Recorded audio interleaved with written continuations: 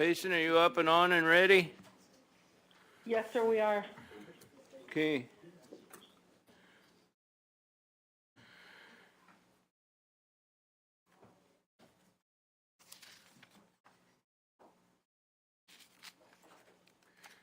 Marion, are we ready?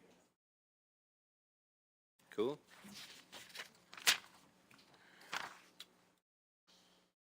Okay, good morning, everyone. I'm going to call this regular meeting Tuesday, November 16th, 2021 at 10 a.m. together. Supervisor Klein, Supervisor Christensen, Supervisor Humphrey are all here in Globe.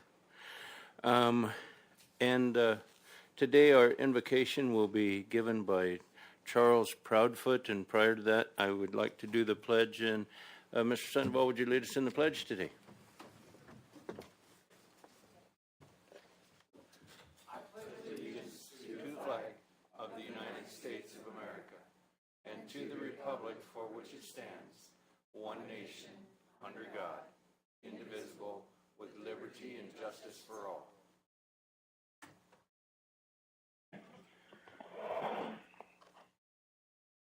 Good morning, everyone. Let us pray.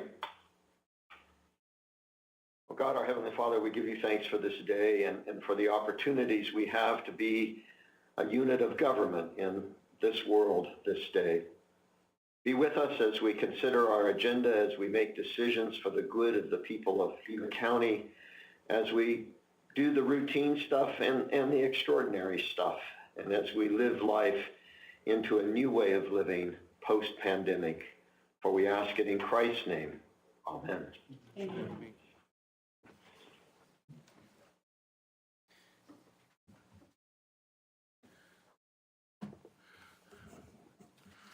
Okay, good morning, everyone. We'll get morning. We'll get started on public hearing number 2. Information discussion action to adopt ordinance number 2021-03 for text amendment revisions to the following section of the zoning ordinance for unincorporated areas of Gila County as follows. Section 102, definitions. Section 103.1, structures and use compliance to district requirements. Section 104, establishment of zonings, zones, uses of density restrictions. Sections 104.2, use districts, general single family residential. Sections 104.3, use districts, multifamily residential, and sections 104.8, density districts. Randy Plummer, good morning. Good morning, Chairman, Supervisors. It all comes down to building heights. So we're going to try to take all of that and make it a lot less complicated. As you know, we currently measure to the means of a roof down to the ground. The means of the roof is at the median of the peak, which is very hard to measure out in the field. And we really don't want inspectors hanging off the roof and trying to figure that out. So we are changing that from 30 feet to the means of the roof to 37 feet from the peak to the lowest grade. As you know, we don't have many flat lots in northern Gila County. That's where a lot of that slopes are. And I will tell you, me and Homero have sat in his office and come up with different heights, different widths, different slopes, different this. And they kind of all averaged out in the 35, 36 foot range to get to that peak down. So we added just a little buffer zone in there. We're also taking this from a CUP to just a variance. So I hopefully won't be standing in front of you with CUPs for heights anymore. That'll be going to the Board of Adjustments, which you've appointed, and dealing with all that. So we, 35, 36, 37 feet, CUP, all that good stuff, and that's all I needed to say about that. There is a red line version in here. We've actually added pictures. The commission really enjoyed that. So we basically took all different types of structures and made this as simple as we can, not only for the customers, but for staff. As you know, when we bring these in, staff has to measure this off of paper, and two-dimensional is pretty hard. So we drew all the three-dimensional parts there. We showed the contractors how to measure, how we're going to look at it to make it as simple as possible in moving forward. So with that, I'll answer any questions. Thank you. Supervisor Christensen, do you have questions? Thank you, Mr. Chairman. Thank you, Randy. I'm very well acquainted with what we're doing today, so I don't have any questions. Thanks. Okay. Supervisor Klein. Thank you, Mr. Chair. Randy, I think I'm good. We've dealt with this quite a bit, and hopefully this will satisfy the public and make it a little easier for everyone. We're sure hoping so. Okay, if there's no further questions, I'll open it to a public hearing. Do we have any public in Payson that would care to comment on 2A? No, sir. Okay, do we have anyone on YouTube that would care to comment on? Do we have any public here that would care to comment on public hearing 2A? Okay, then I will close the public hearing and call for a motion. And Mr. Chairman, I'll move to adopt ordinance number 2021-03. Mr. Chair, I'll second that. Having a motion and a second, all in favor do so by saying aye. Aye. Aye. Aye. Item 2A was approved unanimously. And Randy, hang on because you're going to be there for a while. If you want a chair, that's okay. I'm good right now, sir. Okay. 2B, information, discussion, action to adopt ordinance number 2021-04 for text amendment revisions to the zoning ordinance of unincorporated areas of Gila County, Arizona as follows. Removal of section 101.3.A administrative variance and revisions to section 101.2.C administrative responsibilities Board of Adjustments, sections 101.3.G application procedures for variances, sections 103.1 structures and use compliance to district requirements, sections 106.2 powers and duties of the Board of Adjustments, and the title of contents. Again, Randy Plummer. Again, Chairman, Supervisor, so this basically is cleaning up part of our planning and zoning ordinance. As we were going through this and working with the deputy county attorney, we found out we had some stuff in our ordinance that was not allowed, and it's not approved by state statute. And that was our admin variances. And we've talked a little bit about that. That's basically allowing staff to make changes that weren't authorized to make. So in going through and looking at all that, we went through with Jeff and many hours of going back and forth and writing this. Staff and Jeff and I all came to agreement. We've strucken out the administrative variance portion of the code or the ordinance. That also puts different things. So now we have to change those to a variance or a use permit. So that changes some of the responsibilities of the boards as they go forward and deal with these things.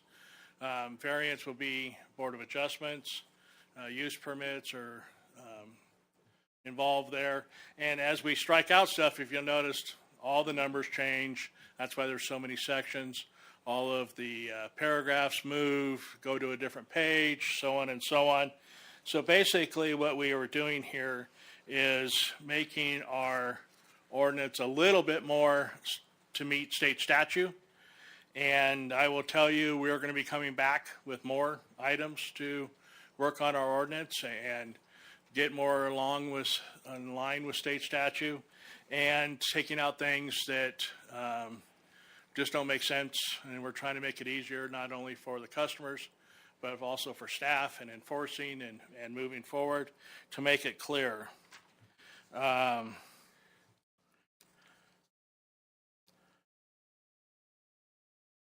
That's really about it. This is all mostly statutory items here. This is not making any wholesale changes. This is just dealing with state statute requirements.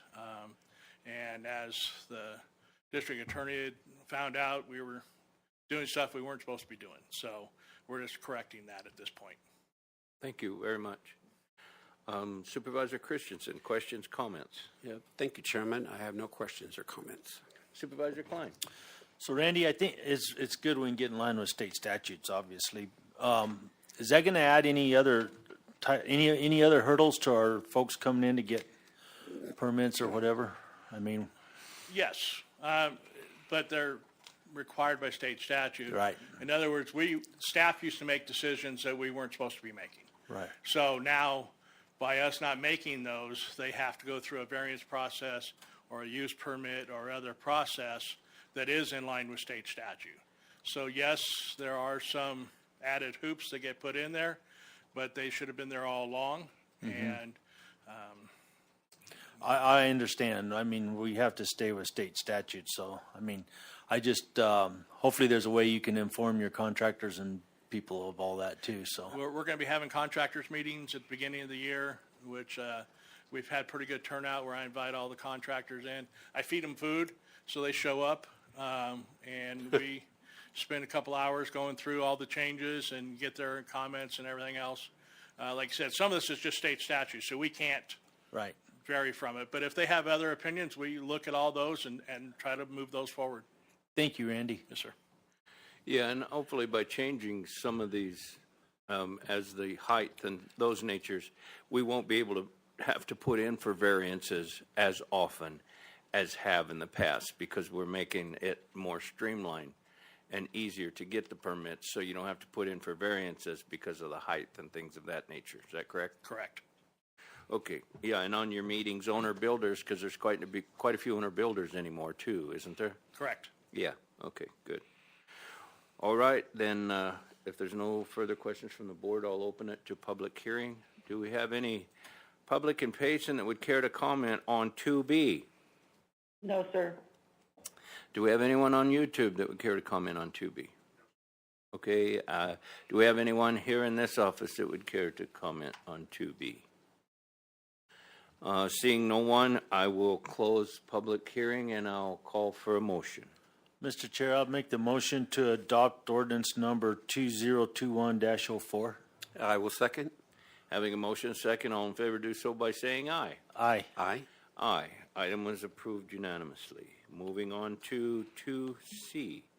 Information discussion action to adopt resolution number 21-11-07, which approves Gila County Planning and Zoning Department case number CUP P2109-001, an application submitted by Gila County owner Crown Castle Towers by Campbell A&Z LLC, applicant/agent, for the conditional use permit on assayer's tax parcel number 201-06-007M, located at 655 and 659 South Old Highway 188, Tonto Basin, Arizona, to construct a new 190-foot lattice tower, subject to the adherence of 14 conditions of approval as outlined in this resolution. Again, Randy? Commissioner, Supervisors, this is the tower towards the Pumpkin Center. As you know, there's currently a 71-foot temporary tower. It basically has a concrete pad that is movable with forklift, and that's what's holding that tower now. Due to the bridge alignment that is going to be serving Tonto Basin, they're going to move this tower, and they've done research to show that what they need in this 195-foot tower is going to replace that temporary tower, and it'll reach farther into Tonto and also helps provide 911 service. And basically just gives better alliance there. AT&T is the first one that's going to be on it, but it is made to allow for other carriers to put their equipment on it. I'm not sure, is there anyone in Payson? They were, Go ahead. Good morning. This is Connie Dieter, Senior Planner for the Gila County. Chairman, Supervisor Member, Director Plummer, the applicant, and Mr. Sanford is here to do a PowerPoint presentation for you this morning. so they have a PowerPoint to show why the tower is needed. There was some question about why they needed the height that they're asking for. They have a PowerPoint to show that. If you'd like to see that, if not, then we can go forward. This is pretty easy requirement. What our ordinance says is that they have to apply for a CUP, and they can put them in any districts. There are 14 conditions, and I'd like to read those. Those are, they were rewritten through the Deputy District Attorney since the P&Z Commission.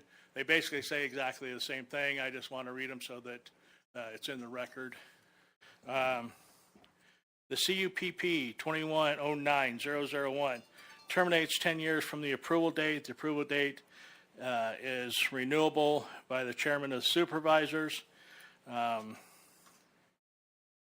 have to first notify the county prior to it expiring. This allows us to go out and make sure there's no violations and everything is kept up as we move forward. 2, the maximum height, 195-foot lattice tower, including the base, any platform, antennas, shall not exceed the 195-foot above grade level.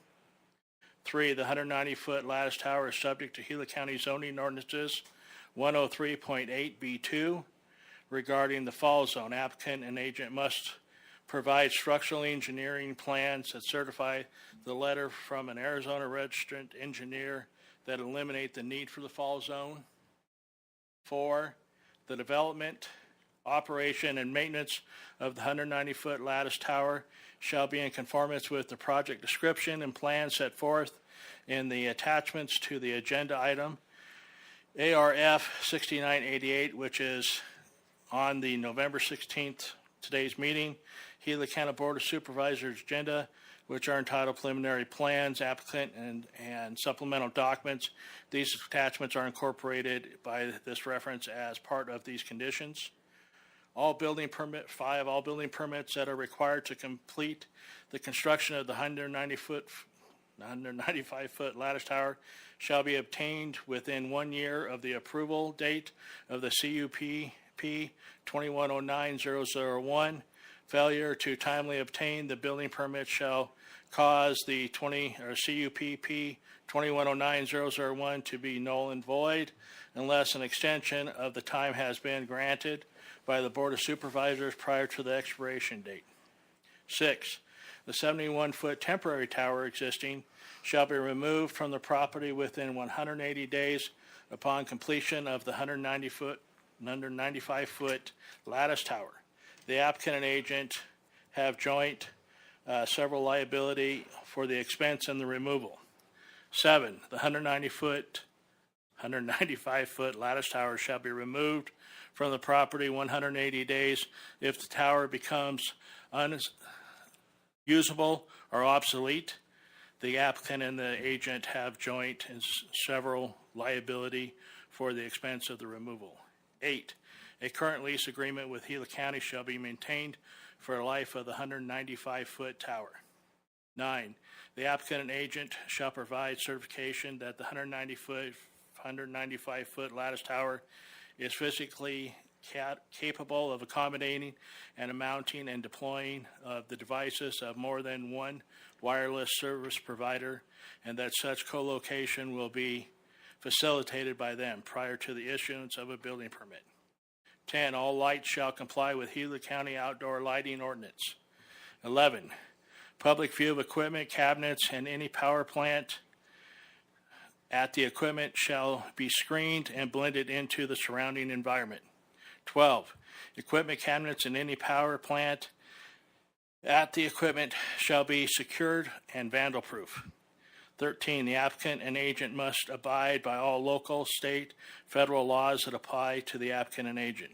Also must obtain local, state, and federal permits that are required by law. 14, Gila County will issue a certificate of compliance at construction completion. Again, if you have any questions, we can go more in depth. Okay, for this. there's a PowerPoint on this tower that they could present in Payson? Is that what I understood you to say? That's my understanding. Is Lisa? Yes, sir. It's the PowerPoint's up on your board. Oh, Okay, being this is a public hearing and public can make comment, I think we need as much information as we can get on it. Randy, thank you for your information, but if they have some more information, I think we owe it to the public to see it. So if you'd like to go ahead. You'll have to let them know who you are. State your name and social record. Thank you. Hi, good morning, Mr. Chairman, members of the board. I'm Mike Campbell. I'm a consultant for Crown Castle. I want to thank Connie Decker for her help through this case. And Randy's presentation of our case is fully covers it. I can answer any other questions you may have. Also want to introduce Stephen Kennedy, and he's here to discuss the tower height analysis. So I'll be here for any questions you may have, and thank you. Steve? Morning, Mr. Chair, board members. My name is Steve Kennedy. I'm a consulting engineer in the wireless industry. I'm a consulting engineer for Crown Castle. I have 32 years experience in RF design of wireless networks. Crown had asked me to look and help them figure out a tower height and give them some ranges of what I felt a site would do in this area. As you know, the terrain is very interesting in the area. You'll get a nice ridge and then it falls off, and on the other side of the road you get another ridge. It's just, the terrain is wild in this area. I don't have to explain this to any of you, but it just has a significant impact on wireless services. Antennas work line of sight. So if you imagine the antennas are your eyes, how your eyes see what, if there's a ridge in between you and what you want to see, you're not going to see the target, you're going to see the ridge. Wireless services or RF propagation works in the same way. It's visual, it's line of sight. So if you remember that my eyes see the same way the antennas see, it's just at a different frequency. So the existing is I said it's a mistake, 150-foot self-support tower, 71 foot. So that's the existing structure. It's AT&T's at 44 feet. There's proposed, as Mike has already stated in the drawings and everything, it's already looked at, planned right next to it. If you go to the next slide. Okay, so I did a line of sight study for three heights, a 250-foot tower, a 180-foot tower, and a 150-foot tower. And I looked at how is the site going to cover along the highway? What's it going to do on 188? That's the biggest thing that AT&T is trying to do, is expand service down towards the lake and then up north and bridge into going on the highway to and from Payson and Phoenix. So as much service as we can get, because in rural areas, towers are typically farther apart. There's not as much population. You try to get more coverage out of the same site. So my recommendation for Crown was to look at a 250-foot tower. I felt that this was going to be able to take a really good advantage of the line of sight. You'll get the antennas really high, get above a lot of the ridges. There is one ridge to the north that's 300 foot higher that's going to have an impact, but still it gets you a good amount of propagation up and down the highway and covers a lot of the people and a lot of area towards the lake. Next slide, please. Now, T-Mobile also shows a need east of the existing site and in sections on the highway. And there's a site that's north that Verizon's on. It's approximately 150 foot in height. Now, not taking into account real estate or zoning or anything, just looking at it from an engineering standpoint, my ideal height was Crown. I recommend you go after a 250 foot height. Try to get his antennas up as high as you can. There's always zoning, cost, carrier requirements, all sorts of other things. But I said at least try to obtain approval on a 180-foot tower. Well, Crown went after a 195-foot tower, and it's going to work pretty well in the area. Next slide, please. So we can see the current site is the orange pin and the relocation site is the yellow pin. So they're right next to each other. They're developing on just the same ground, but because of that, there's a little bit lower height, I think about 10 to 15 feet lower in elevation from the original site. So we tried to get a little bit more height. That's one of the reasons why I asked for a little bit higher height, was because of that ground terrain loss. Next slide. Okay, this is Google Earth. So this is a terrain profile. So if I take from the site location and drag north up to where you see 188 in white, that's the distance, and that's the terrain changes across that yellow line as it moves north. As you can see, there's a 300-foot ridge. Well, a 195-foot tower is not going to see over a 300-foot ridge, but it can see around in some areas and get, some bounce because of the terrain, and try to get as far as north as possible. But this is the terrain that the site's having impact on. So we go anywhere from 2,400 feet to 2,600 feet, depending on, and you'll even lower 2,400 foot down to 2,300 feet. So it's a wide range of terrain going all over the place. Next slide, please. So this is terrain to the east. So as you can see, the terrain moves from 2,400 down to about 2,298, and all the way it peaks up to, I believe, 2,299 feet farthest to the east as you start getting into the range. So not as much of a change going east, but it does end up where the site's going to be impacted going towards the national forest once you get into the higher elevations. Next slide, please. Okay, this is terrain south towards the lake. So once again, you look at 2,400 feet is about the starting point. You'll see it lower. The grade goes farther down as it moves towards the lake. You get some ridge impact along the way, but you still get a good propagation down towards the water. So a lot of your traffic, during the peak lake times when everybody's out on the boat, you get pretty good coverage towards the south. So terrain, once again, impacts the site significantly. It's a valley, and you're trying to climb out of the valley. Next slide, please. Okay, so this is the terrain profile west. It's not as many people, but once again, it's starting at around 2,400, 2,378 feet, and moving out. I think the peak is 2,586 towards the east as you start moving towards the range on the west, or towards the west as you start moving towards the range. So once again, I did these 4 slides just to show, what you already know is terrain has a significant impact on what's going on in this area. That's going to affect how well a site's going to propagate. The shorter the site, the lower the antennas are to the ground, the harder it is for those antennas to see. Much like the supervisors, you're setting up a little higher than the crowd. Right now, you have a better visual overview of the room than maybe someone at the back row of the crowd does. They can still see you, you can still see them, but maybe they can't see a person on the front row. Because you have an elevated height, you can see much better that room than what the other people have. The same concept happens with the cell site with antennas. The higher the antennas, the greater the area they can see.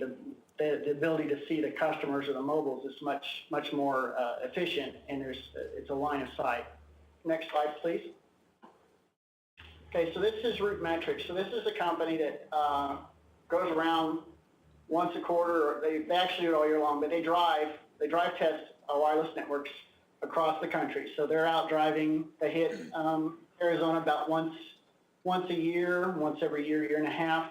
And they look at AT&T coverage, they look at Verizon coverage, they look at T-Mobile coverage, they look at Sprint coverage, which is now T-Mobile, and they'll eventually look at Dish Mobile when Dish Mobile launches with their new wireless network. So you can see that blue means good coverage, so this is existing coverage map, and you can see that AT&T's got some good coverage in Tonto Basin, Pumpkin Center, all the areas that are close up to that 71-foot high antennas. But as you go south, you go into fair, poor, and bad service. And then you go north up where the terrain really gets exciting. You start to lose service up there. Next slide, please.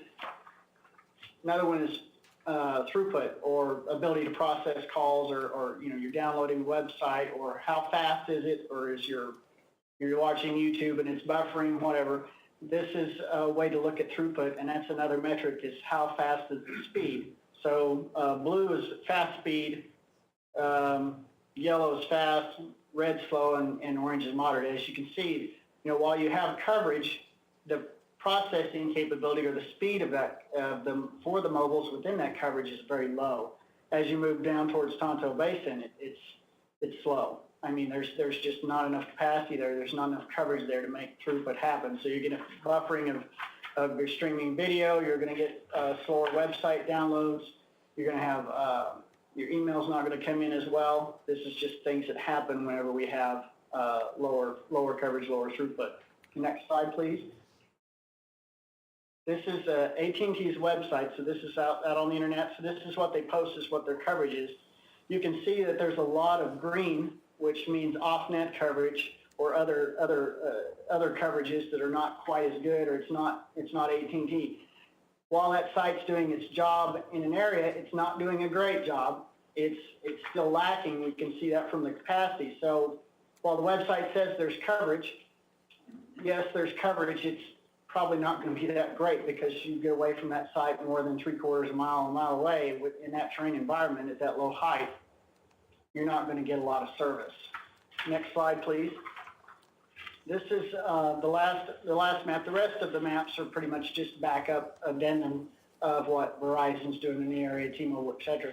This is open signal. So whenever you load an app on your phone, let's say you load the Facebook app on your smartphone, when you give them all the permissions, you also load what's called open signal. So it's a little bit of code that says, hey, whenever this mobile's out doing work on the network, it's receiving an email, sending an email, downloading a website, doing an app update between the server and the mobile, or you're making a phone call or sending a text or whatever. Every time something happens, it sends data back and says, hey, we've got good coverage or we've got poor coverage, red being poor coverage or bad service, green being good. So what this tells you is these are actual end users for AT&T and what they're reporting. And you can see that there's not a lot of reports coming through for AT&T users in this area, because there's just not a lot of service. You see more towards the lake. You see more towards the northwest, where it's the highway up and down going between Phoenix and Payson. It's just not a lot of service. So it can be looked at two ways. One is there's not a lot of AT&T subscribers in this area using their phone because they know it's bad. Or two, there's just it's the service is so poor that there's just not a lot of use out beyond what that site can cover in that small area. So like I said, the rest of the pages are just talking about what T-Mobile coverage is like in the area, what Verizon coverage is like, things of that nature. So this is T-Mobile's coverage map. They're showing decent, but once you get south towards the lake or you get north up into the terrain craziness, it just drops off. You know, next slide. T-Mobile's throughput, same situation as AT&T. It's just poor. They're just not doing really well for the mobiles down there. Next slide. This is T-Mobile's website coverage. The darker the pink, they cover better. Now, what's fun about this is done with sites that are on high ridges, so there's not a lot of there's not a site that's definitely close to the users or that highway. It's all just basically, let's get a site maybe 10 miles away and put it on a really tall mountain and let's just let it go. While that's great, we can see from the last slide that it didn't really provide a lot of capacity, because it's just enough maybe to get a phone call in, and that's about it. And that's from the site, proposed site north. The next one is proposed site south. See the same thing. You get down into the lake area, it just kind of falls off. And you go to the southwest, and it's just non-existent. You go to the next slide. That's T-Mobile's quality map with open signals. So that's mobiles reporting. Once again, not a lot of mobiles reporting really good service. It's pretty poor. So while the coverage map on the internet says, hey, we've got coverage, it's little to non-existent. You can see on up on the highway between Payson and Phoenix, you see a lot more green. You see some red, but you see a lot more green going on. Then you go to the next slide, you look at Verizon. Here's what Verizon's doing area. You can see up to the north, even with Verizon 150 foot, it still doesn't cover to that north side. You see a lot of yellow and red and orange. So even at 150 foot, Verizon's not able to cut through some of the terrain issues and cover farther north, hence the requirement of a request for a higher height. You go to the next, that's the throughput. You can see Verizon's got some blue. They're doing really great. North of Pumpkin Center, you start going south toward Tonto Basin. It's a 150-foot tower. It can only cover so far. And then next slide is Verizon's map. From their online, you can see that they show 4G. There's not any 5G out here. And you can see what they're doing towards the lake, and they've got a lot of areas that they don't cover, as shown by white with no coverage. Next slide is Verizon's open signal. So the mobile's reporting. You see a little bit more green. You see some movement down there, but once again, you know, Verizon's at 150 foot, AT&T's at 71, and T-Mobile's closest site's maybe 10 miles away. That's the last of that. Next slide. This is just the next slide's a propagation map. So what it does is it puts a transmitter in the air, puts power to it, and says, hey, taking into account terrain and clutter, which is like trees, how dense are the trees, what types of things are around, what's going on, and it calculates at that height what that antenna is going to be able to radiate. Green means indoor coverage, or 95% probability of indoor coverage for anybody that's within that area. Yellow is 95% of probability of in-vehicle coverage. So instead of, you know, bricks and sticks or cement block walls, you've got a car with windows. So you're going to be able to get a little better coverage in the car for a little farther distance. Red is open field, so I'm outside, I'm on the golf course, I'm on the lake. I can get a good phone call, right? That's the 95% probability. And red, blue is, that's pretty much stick your finger in the air and hope that you're going to get some coverage. Once again, as AT&T builds and they have a site up around where 188 meets with the interstate or the highway between Payson and Phoenix, they put a site up in that area, then you'll see that there's a bridge of coverage and then following down south, and they'll put another site, you know, southeast of the lake. That's for 250. You go to the next slide. I ran the propagation at 180. You'll notice a difference. The coverage area is much smaller. That green blob got a lot smaller than what it was at 250. And then you go to the next slide, and that's at 150. The blob gets even smaller. So, as I guess a follow-up or a final, the question was, why this height? Why do we have to build a tower so tall? Well, one is we want to cover as large an area as possible. It's just a more efficient use of the cell site. Two is because of the terrain in the area, it's just up and down ridges and hills, all sorts of craziness. We need to get as much height as possible. My original recommendation to Crown was try to get a 250-foot height, and for their study and what they looked at and working with the county and working through things, they wanted to lower that and not come across with that high tower and still meet the customer's needs. Are there any questions? Okay, thank you very much for your presentation. Supervisor Christensen, do you have questions? Thank you, Mr. Chairman, and thanks for the presentation. The only question is a curiosity question. Where, in relation to the tower, will the new bridge be? That, sir, I do not know. Randy.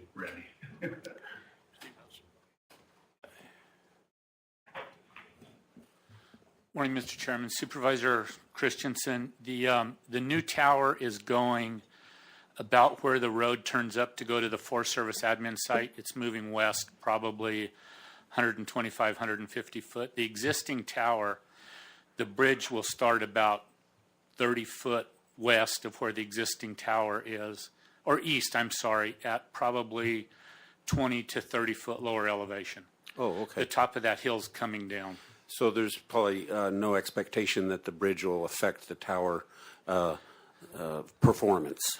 Absolutely not. And we Okay. met with Crown Castle, APS, and stuff. Originally, the tower was going to go below, beside the bridge and below it at a lower elevation.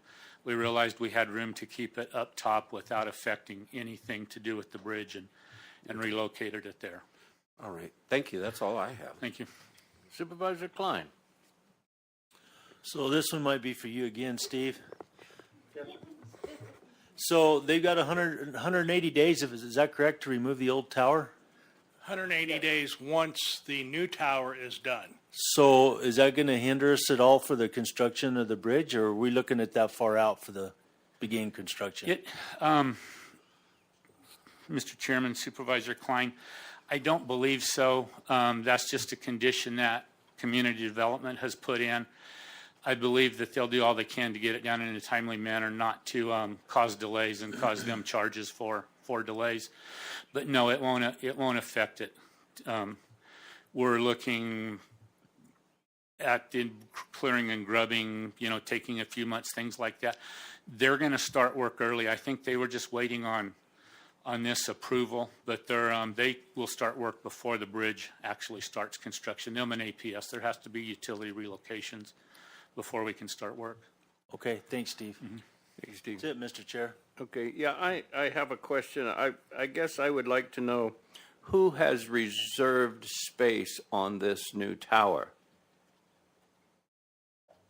Right now, it's just AT&T is the primary candidate or primary carrier that's locating on the tower. Okay, yeah, because you showed Verizon's service and other services. I was just wondering who at this point had reserved space on this 195-foot tower. It's right now, it's just AT&T as the core tenant, but it's open to any other carrier. Okay. I can't speak for the carriers, but, Dish might be interested in it, T-Mobile might be interested in it. Okay, yeah, no, thank you for the answer. Okay, and if there's no further questions from the board, I'll open it to the public. Do we have any public in Payson that would wish to comment on 2C? Yes, sir. Okay. State your name.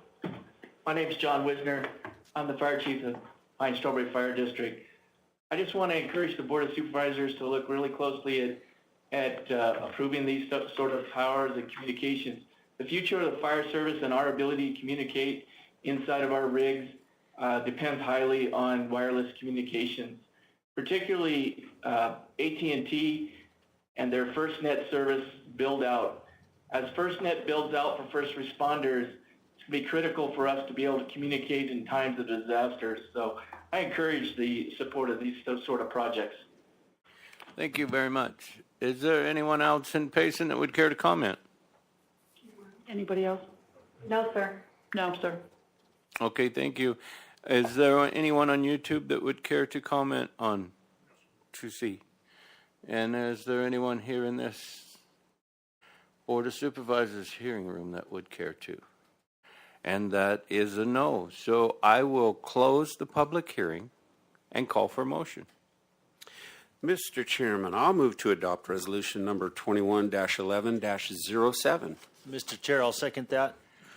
Having a motion second, all in favor do so by saying aye. Aye. Aye. Aye. Item was approved unanimously. Thank you, Randy. Thanks, sir. Moving on to 2D, information discussion action to adopt resolution number 21-11-04 to name a section of road in Tono Basin area as South Madera Way. Mr. Tom Holman, good morning. Morning, Mr. Chairman, members of the board. I can see, obviously, I need to work on the length of my titles following my esteemed colleague for the agenda items. Recent land splits have, in this area, have created the need for a new road, and the citizens have requested this, reaching our 75% naming threshold. So we're bringing it to you for approval. Okay. Supervisor Christensen, do you have questions? Thank you. No, I don't. Supervisor Klein? No, sir, I'm good. And I have none, so we will open it up to the public. Is there any public in Payson that would care to comment on the road name in Tono Basin? No, sir. Is there anyone on YouTube that would care to? And I see no one here in this room that would care to comment, so I'll close the public hearing and call for motion. Mr. Chair, I'll make the motion to adopt resolution number 21-11-04. I will second. Having a motion second, all in favor do so by saying aye. Aye. Aye. Aye. Item was approved unanimously. Tom, you have the next two as well. So 2E, information discussion action to adopt resolution number 21-11-05 to name a road in Young area as West Copper Ridge. Thank you, Mr. Chairman. Again, this is a area of Young that has undergone a lot split via record of survey, and they now qualify for a road name. the property owners have requested this name, and it's within our threshold for compliance, so bringing to you for your approval. Thank you. Supervisor Christensen, questions? No Comments? questions, thank you. Supervisor Klein? I'm good, thank you. Okay, then I'll open it to the public hearing. Do we have any public in Payson that would care to comment on 2E? No, sir. Do we have anyone on YouTube that would care to comment? And I see no one here in our office that would care to comment, so I will close the public hearing and call for motion. I will move to adopt resolution number 21-11-05. And I'll second that. Having a motion second, all in favor do so by saying aye. Aye. Aye. Aye. Item was approved unanimously. Moving on to 2F, information, discussion, action to adopt resolution number 21-11-06 to name 2 roads in Tonto Basin area as South Amanda Way and East Freedom Lane. Tom, you're on again. Thank you, sir. This is the same thing. This one has 2 names because of the alignments of the road per the record of survey. Rather than trying to carry one road name through with the directional changes, it was requested to have 2 road names, and we're okay with that. It meets compliance with our ordinance. So answer any questions. Thank you very much. Supervisor Christensen, questions? Thank you, no questions. Supervisor Klein? None for me, thank you. I guess I have one, and it doesn't matter a whole lot, but are these county-maintained roads? No, these are private at this time. They could petition potentially Yeah, they could for petition. some. Yeah, I was But just... at this time, no, they are private. Okay, good. Yeah. All right, then. If there's no further questions from the board, I'll open the public hearing. Do we have any public in Payson that would care to comment on 2F? No, sir. Do we have anyone on YouTube that would care to comment? And I see no one in this office that cares to comment, so I will close the public hearing and call for motion. Mr. Chair, I'll make the motion to adopt resolution number 21-11-06. I will second. Having a motion second, all in favor do so by saying aye. Aye. Aye. Aye. 2F was passed unanimously. Tom Holman, thank you. Thank you, sir. Okay, we're moving on to 3, regular agenda items. Information, discussion, action to approve contract number 1010721 with Kimley Horn and Associates for post-design services and contract administration for the Tunnel Creek Bridge project in the amount of $175,013. Tom Holman. Huh? Goodman, excuse me. Yeah. Sorry about that. Yeah. Tom Goodman, I'm sorry. I've got Steve Sanders here, so I got half of it right with the Tom, and going from Tom Holman to Tom Goodman. There we go. Good morning, Chairman, You're on. Supervisors. Well, I'm happy to report that the Tunnel Creek Bridge project is moving forward. We are currently waiting on the biological opinion from U.S. Fish and Wildlife Service. Once we have that, final plans, specifications, and an estimate will be prepared by the design engineering firm Kimley Horn. After that, final permits and approvals will come from Army Corps of Engineers, Federal Highway Administration, and the Office of Secretary of Transportation. That's going to take several months to get all those final approvals. Once we have that, ADOT will advertise the project.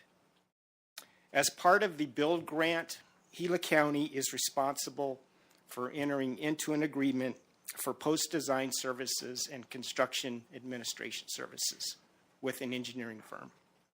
So it makes sense to use Kimley Horn. They've been with us and have designed this project since the beginning. So we reached out to Kimley Horn, and back in October, they submitted a proposal to us. It's a time and materials contract, and they are estimating it to be $175,013, and that's for about an 18-month contract. So we looked at it. It looks good. The numbers worked out well, and so we would like to recommend that we adopt this and approve this contract with Kimley Horn for post-design services. Okay, thank you. Supervisor Christensen, questions?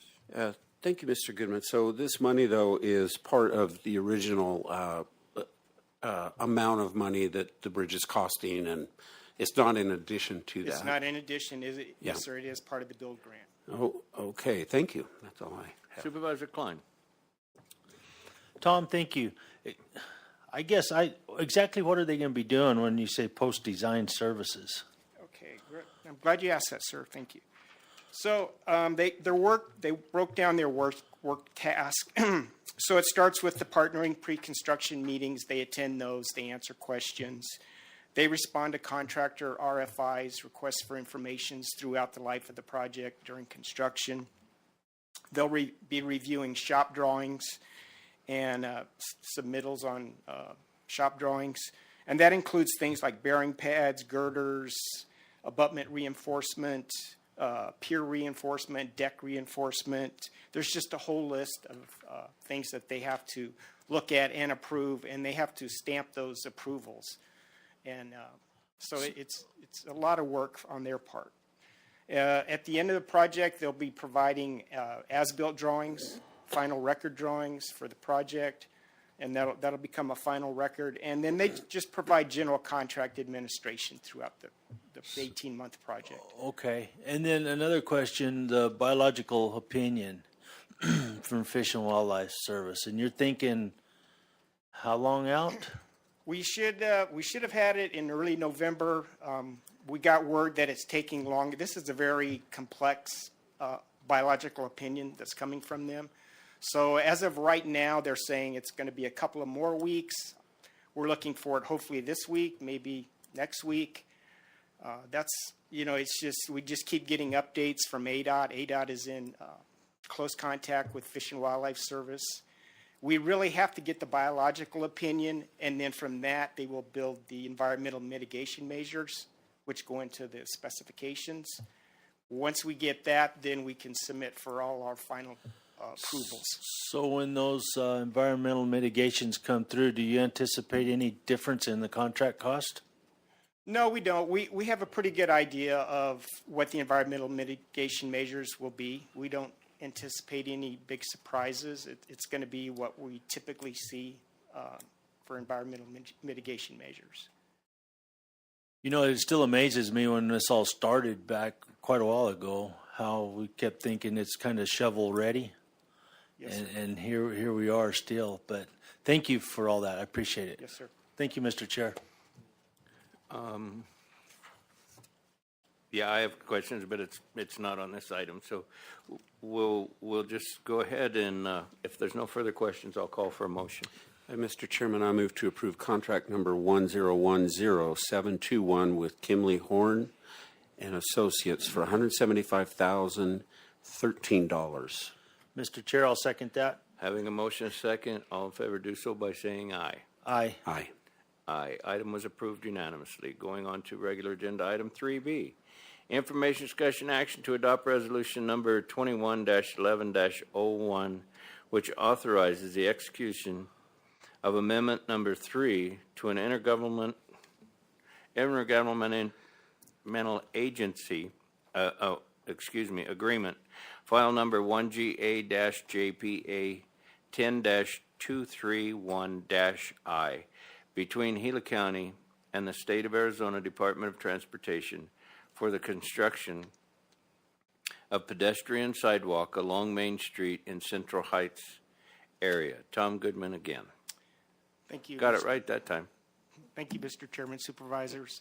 For this item, I would like to table this to a future meeting. We are gathering information from ADOT, and what we want to present to the board, we want it to be accurate and up to date. So I would like to table this item. Thank you very much. Okay, do we need to vote on tabling this? Okay, then I'll call for a motion to table it. Mr. Chair, I'll make the motion to table 3B till future meeting. I will second. Having a motion and a second to table 3B, has a motion and a second. All in favor do so by saying aye. Aye. Aye. Aye. Item is tabled. Moving on to 3C. Information, discussion, action to review all bids submitted for invitation for bid number 090121-2, new 2022 Ford Expedition XL STX 4x4 3.5L EcoBoosts and award a contract to the lowest responsible and qualified bidder as outlined in the McSpadden Ford proposal for a total of $94,550.90. David LaForge. Morning, Chairman, members of the board. So back on September 21st, we sought for and were approved for the advertisement for bids for 11 new vehicles.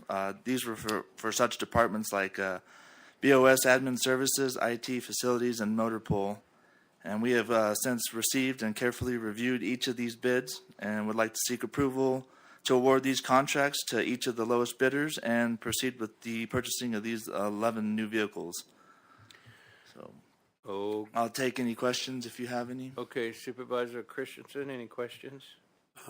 Not many. I already talked to Mr. LaForge about it, but I didn't ask you, is there going to be another volley of vehicles in the near future, or is this going to catch us up pretty well? There is another group of Sheriff's Department vehicles I've been working on. Okay. But that's in process, and that's for their canine vehicles, which are way outdated and outmiled.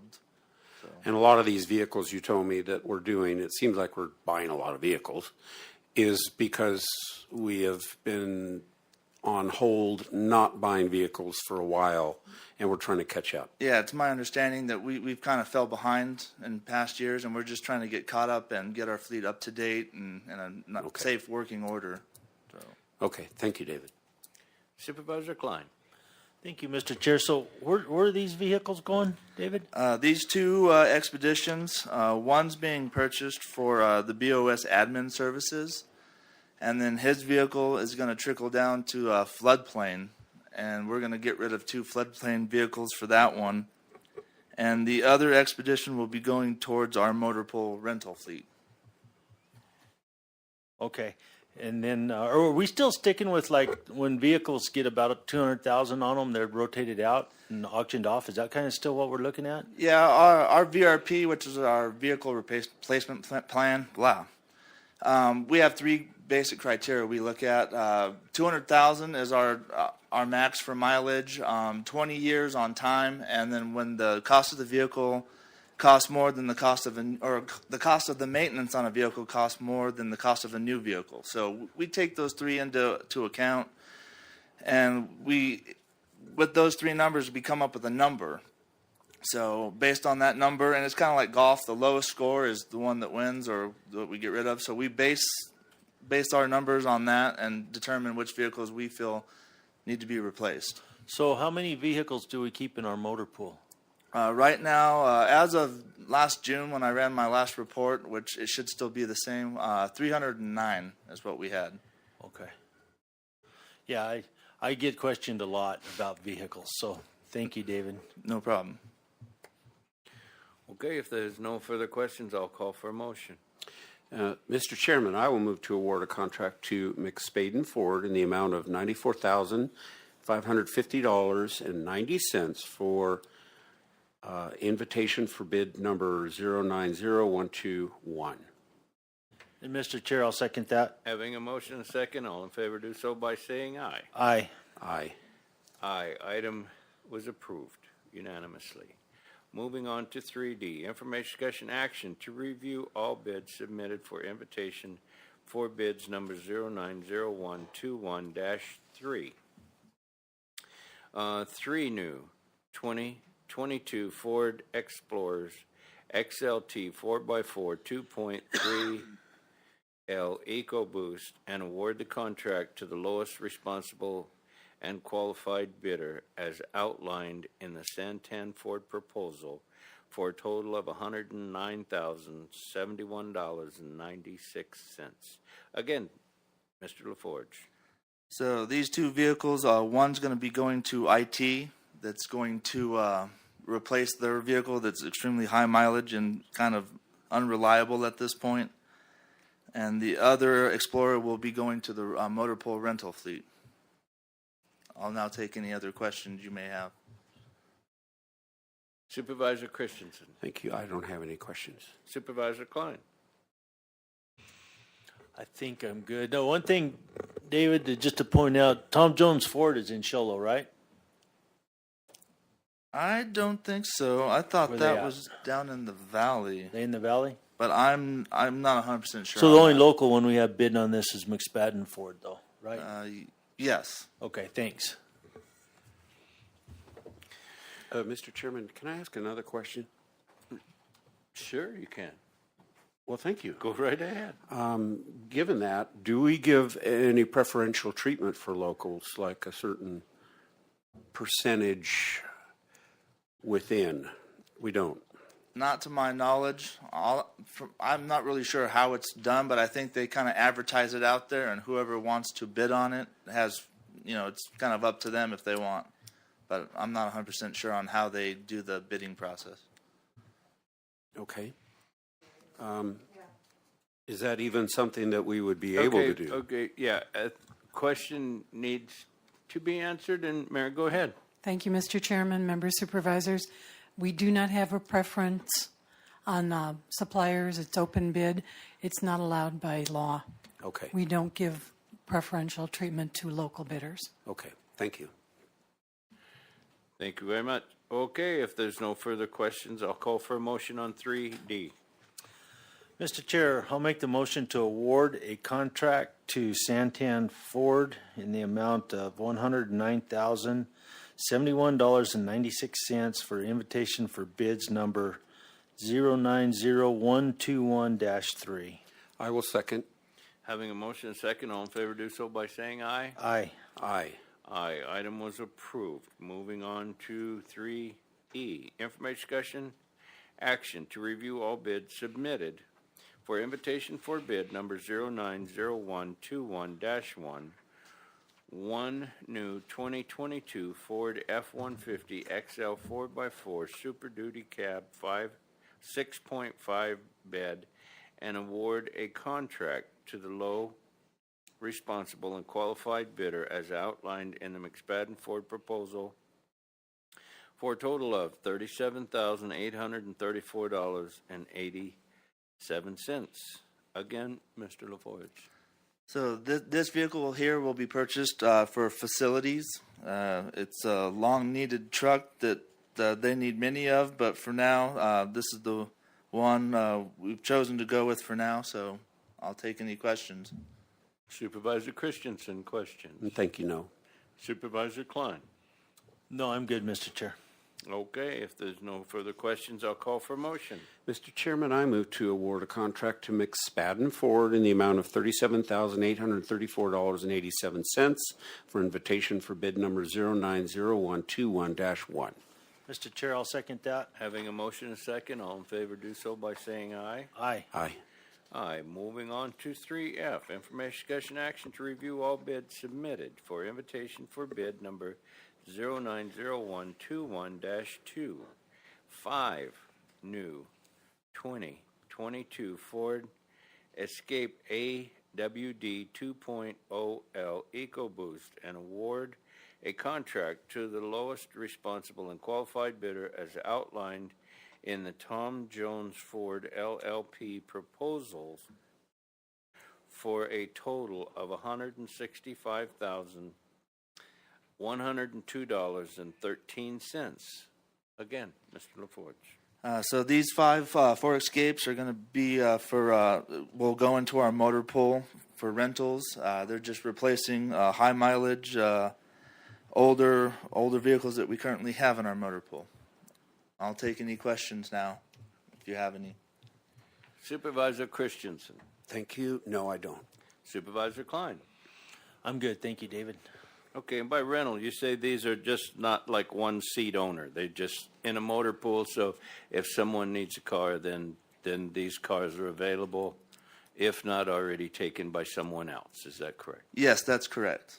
Okay, and so the majority of the vehicles that aren't sheriff's vehicles are probably in this rental fleet? Or No. do you know the percentage ratio? No, right now we have quite a few rental cars, but a lot of the vehicles we have are actually department or division.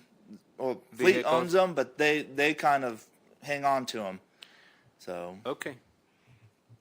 All right. Then if there's no further questions, I'll call for a motion. Mr. Chair, I'll make the motion to award a contract to Tom Jones Ford LLP in the amount of $165,102.13 for invitation of bids number 090121-2. I will second. Having a motion and a second, all in favor do so by saying aye. Aye. Aye. Aye. Item was approved unanimously. Mr. LaForge, thank you very much. all right, thank you. Moving on to 3G, information discussion action to approve the Board of Supervisors letter of support for Sparklight's Rural Broadband Development Grant Program application being submitted to the Arizona Commerce Authority to extend fiber connectivity to homes and businesses in the Payson, Star Valley area. Mr. Homavir, good morning. Good morning, Chairman Humphrey, Supervisors Klein and Christensen. I'll be presenting two board items, both of them letters of support, supporting the efforts that Sparklight, a local internet service provider in Gila County, will be submitting to the Arizona Commerce Authority later this year. And there are two items, so I'm going to focus first on the first one, Payson Star Valley. And by the way, yesterday, Governor Ducey announced that the broadband grant cycle has started, and he has funded that with $100 million of the American Rescue Plan Act monies. So $100 million for a broadband expansion in the state of Arizona, both in the rural and urban areas. They do separate money so that they set some monies aside for rural and some for urban. Last year, Sparklight participated in this grant. So did Gila County. We participated for what's called a development plan to do some planning work.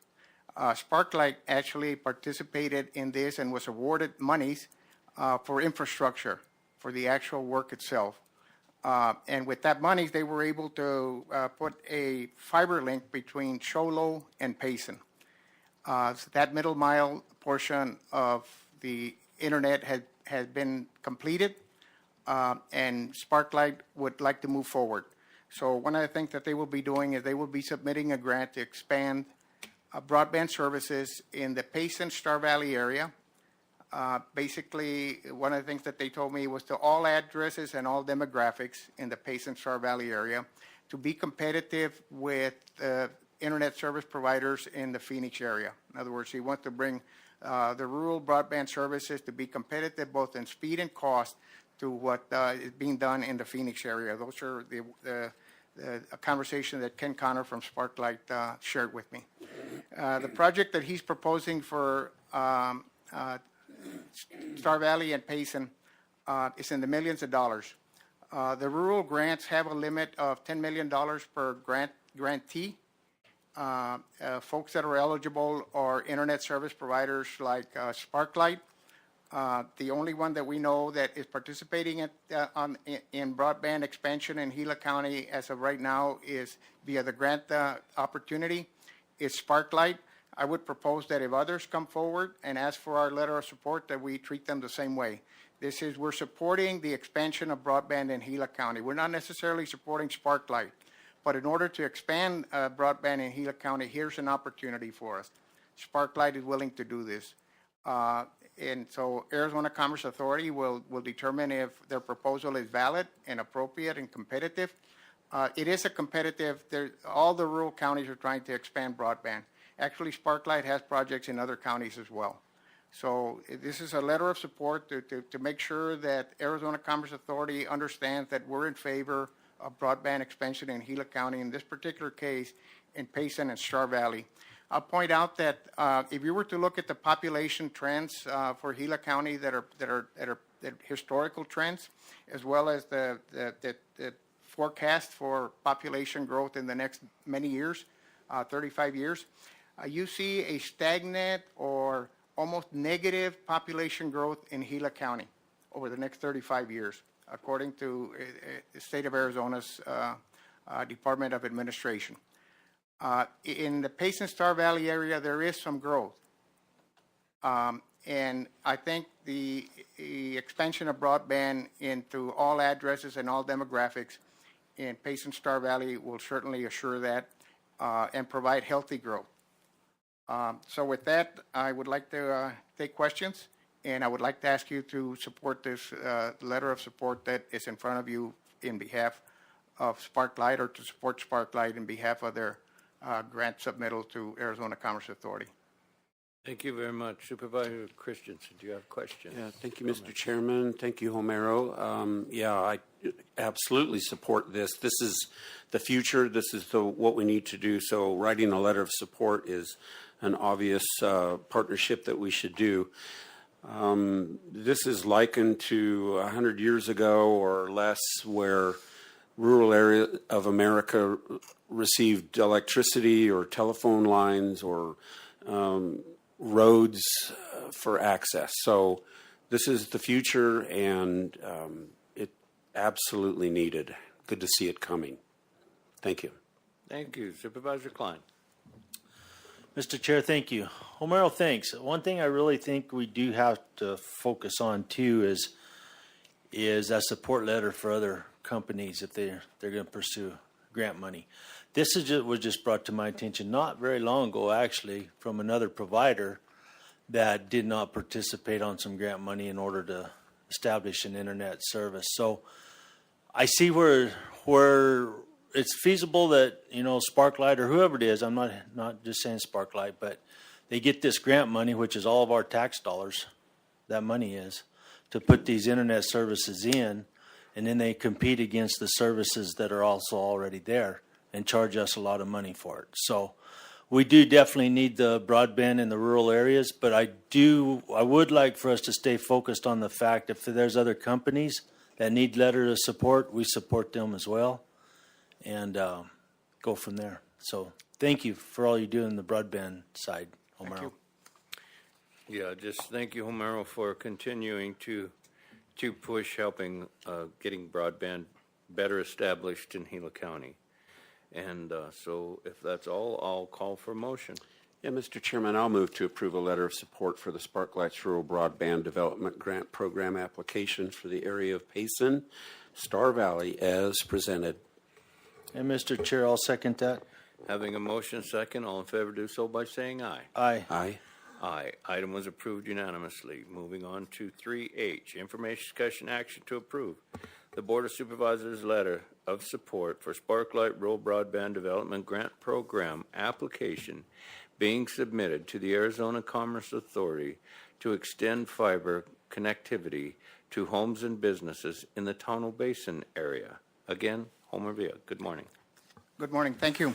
Again, this is a letter of support for Sparklight, Sparklight Rural Broadband Development Grant Program application to Arizona Commerce Authority. When I asked Sparklight why Tonto Basin, what they told me is we have the first and middle mile infrastructure to Tonto Basin as well, just like we do Payson Star Valley. So that they're seeking to complete the broadband expansion to the premise, whether it's the home or the business, in those two areas. And as it happens, Tonto is another area that has potential for growth in Gila County. We should think that all of Gila County has potential for growth, but Tonto with the bridge and the available land has potential for growth, just like Payson, Star Valley has proven to have a trend for growth in the past. So when they told me why they were doing Tonto Basin, I thought it had to do with potential for growth, but it had to do with the fact that they already have infrastructure to that area. Mr. Connors from Sparklight also mentioned to me that he's interested in running fiber from Tonto all the way to Globe in the future. Didn't promise when, but he was talking about the strategic plan that they have. The other thing that he mentioned to me was that he is working with another internet service provider to bring, and I'm going back to the last item now, to bring redundancy to the Payson area by connecting to a second internet service provider, and that we should expect some announcement in the near future on that. So again, this is Sparklight following in the path of, I think, what we would envision should be done. And it is Sparklight. We would extend this support effort on our part, I believe, to any other internet service providers, but this is who has come to the table today. And I would ask that you support that letter of support to Arizona Commerce Authority in behalf of Sparklight's grant submittal. Thank you very much. Supervisor Christensen. Yeah, thank you. And Homero, so your comment about we should be hearing about some redundancy soon is encouraging news. Thank you. Supervisor Klein. Well, I'm sitting here thinking about this, and you correct me if I'm wrong. Sparklight has the E-rate contract as well to go to libraries and schools, correct? That is correct. So they're already going to Tonto Basin, schools and libraries. That's with grant correct. money. So They're going. They have. So that is what they mean when they say that they have the first and middle mile infrastructure. No one has expanded broadband to the home in the Tonto Basin area, true broadband Exactly. or fiber-driven broadband. Yeah. In the Tonto Basin area, they may do it wireless. They may have using telephone wires or coaxial cable, but nobody is pushing the broadband, fiber-driven broadband in the Tonto Basin area to any great degree. Yeah, I understand that. I also go back to a meeting or quite a while back when Red Rock originally had that contract awarded to them from the E-rate process. One of their big plans was the dark fiber in the hole that already have established there for other means of connectivity, which ended up in litigation and fell through, of course. But so now we have Sparklight that has the E-rate contract going into Tonto Basin schools and libraries, and now they're pushing for Arizona Commerce Authority grant money to go to the homes and businesses, is the way I see it, correct? That's correct. And right now, That what I don't know is whether or not they're using that E-rate fiber. It can be an assumption on our part that, of course, they're using some of the fibers that they put in to satisfy the E-rate, but I can't make that assumption other than they tell me they have first and middle mile infrastructure to Tonto Basin. I just personally look at this as a little bit questionable in my mind as to what, and it's hard for me to say this because internet connectivity is really, really important in the rural areas. I get that. We got to have it. But we have a business already with a contract to go into the schools and businesses, which I'm going to assume too, and assumptions aren't always the way to go, but I'm assuming there's a lot of dark fiber in that hole when they get done, when they cover it up. And so now they're going to have the grant money to tee off of that basically and go to businesses and homes, and they're asking for our letter of support. I just seem like that's a little dicey to me, is what I'm saying, I guess. Even though right now they are the only other business that's applying for this, but. If I could offer some comments. Anywhere you have E-rate, somebody probably has, I'm going to say, an advantage on fiber infrastructure over the other internet service providers. Anybody that has an E-rate grant in the United States probably has that. But again, this is about expanding fiber to the home and the businesses. E-rate only takes you to the libraries and the schools, period. That's it. You don't have to go anywhere else. And burying fiber or extending fiber pole to pole is an expensive proposition. Just because you have fiber to the middle of town doesn't mean that you can easily, on a dime, go and provide broadband, fiber-driven broadband to the rest of the community. That's an expensive proposition. And we saw that in the planning that we did. It's millions and millions of dollars to go to the home. Very expensive. I understand that, Homero. I just think this is kind of a weird deal to me. It just doesn't give me a warm and fuzzy feeling, I guess, right now. That's what I would say. So, but thank you. And you're right. There's a lot of money in broadband and connectivity and all that, and it is really highly needed in those areas. That's the other issue I have too. Is I don't want to see anything fall through the crack if we can improve the situation in Tonto Basin or wherever. So, thank you. Okay, if there's no further questions, I'll call for a motion. Okay, Mr. Chair, I'll make the motion to approve a letter of support for Sparklight's Rural Broadband Development Grant Program application for the area of Tonto Basin as presented. I will second. Having a motion and a second, all in favor do so by saying aye. Aye. Aye. Aye. Item was approved unanimously. Thank you very much, Homero. Moving on to I, information discussion action to authorize the Health and Emergency Management Department's submittal of a 2020 grant application to Delta Dental for Arizona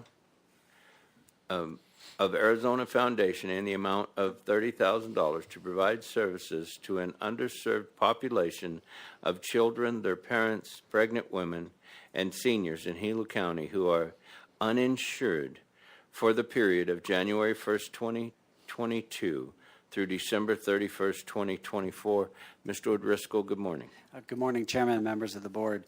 So as we ramp up our dental program in our prevention services department, our staff is scouring the website for possible grant applications out there that we can use to, of course, increase our services to the underinsured and uninsured residents of Gila County for some dental prevention programs. And so they found a grant, and we had less than 2 weeks to go ahead and write and submit the grant. So I'm here in front of you today to sort of ask you to approve the grant we've already applied for $30,000, and that $30,000 will be added to our other dental programs and allow us to hire a dental assistant, a registered dental assistant, to start providing some of the services to underinsured and uninsured children, pregnant women, and residents throughout Gila County. So I'll be happy to answer any questions you have. Thank you very much. Supervisor Christensen, do you have questions? Thank you, Chairman. Yes, Michael. So this would be a countywide, excluding the tribal areas, I presume, countywide. Correct, sir. Yes, okay. Yes. Thanks. You bet. Supervisor Klein. Thank you, Mr. Chair. So, Michael, you'd have that set up here at the health department? Is that where you would put your dental assistant or whatever? Well, we have our new offices where our dental assistant is right now over next to the Tractor Supply on Route 60. We're renting space over there. Okay. So we have a dental assistant right there, and then she is going to be traveling throughout all of Gila County to schools to provide the services in the schools or senior centers and those kind of settings. So it's more of a traveling program to provide some of the basic oral health services. Thank you, Michael. Oh, you betcha, sir. Okay, I have no questions, and so if there's no further questions, I'll call for a motion. Thank you, Mr. Chairman. I move to authorize the already submitted 2020 grant application to Delta Dental of Arizona Foundation in the amount of $30,000 as presented. And Mr. Chair, I'll second that. Having a motion second, all in favor do so by saying aye. Aye. Aye. Aye. Item was approved unanimously. Moving on to Thank J. Information discussion action to approve amendment number 1 to funding agreement number 213-21 between the Arizona Department of Housing and Gila County Community Service Department Housing Services to provide additional Department of Energy Weather Assistance Program for low-income persons, American Rescue Plan Act of 2021, funding in the amount of $366,145 for a total contract amount of $579,714 for the period of July 1st, 2021 through June 30th, 2022. Good morning, Melissa Busan. Good morning, Chairman Humphrey and members of the board. This is an amendment to our current weatherization contract of a rather large one, $366,000 that we're working on for weatherization services in Gila County. If you have any questions. Supervisor Christensen, do you have questions? Thank you. Thank you for everything you do. I don't have any questions. Supervisor Klein. Thank you, Mr. Chair. Melissa, is it going good? You getting lots done? It's going good. Perfect. Thank you. Thank you for everything you do. Okay, yeah, Melissa, thank you very much, and I'm sure there's always more needs than there's fundings for it, but thank you for trying and reaching and working all the programs that you can. And if there's no further questions, I'll call for a motion. Mr. Chair, I'll make the motion to approve amendment number 1 to funding agreement number 213-21 with the Arizona Department of Housing as presented. I will second that motion. Having a motion second, all in favor do so by saying aye. Aye. Aye. Aye. Item was approved unanimously. Thank you very much. Thank you, Melissa. Moving on to K. Information, discussion, action to vote to authorize the Arizona Attorney General to represent Gila County in Southwest Gas Corporation, a California corporation versus Arizona Department of Revenue, an agency of the state of Arizona, counties of Cochise, Gila, Graham, Greenlee, La Paz, Maricopa, Mojave, Pima, Pinal, and Yuma, each of which is a political subdivision of the state of Arizona. TX 2021-00366, Jefferson Dalton. Good morning. Chairman Humphrey. I'm not used to seeing you there. No. But go ahead. It's hard to confuse you. It's all yours. Chairman Humphrey and Supervisor Christensen and Supervisor Klein. Again, I might have to move them. You're too tall for the mic. How's that? Better? That's probably There even you go. better. There you go. This Southwest Gas filed this same lawsuit last year against the same counties, and this board authorized the Attorney General to represent Gila County in that lawsuit, and it was settled, and now they've filed the same suit again this year. It was settled last year for a small percentage reduction in the assessed value. We don't know what will happen this year, but it makes sense to have the AG's office do the representation because the Department of Revenue assesses all of these properties, and they're the ones that are best situated to figure out what a good settlement is and work on the case. And they did it last year.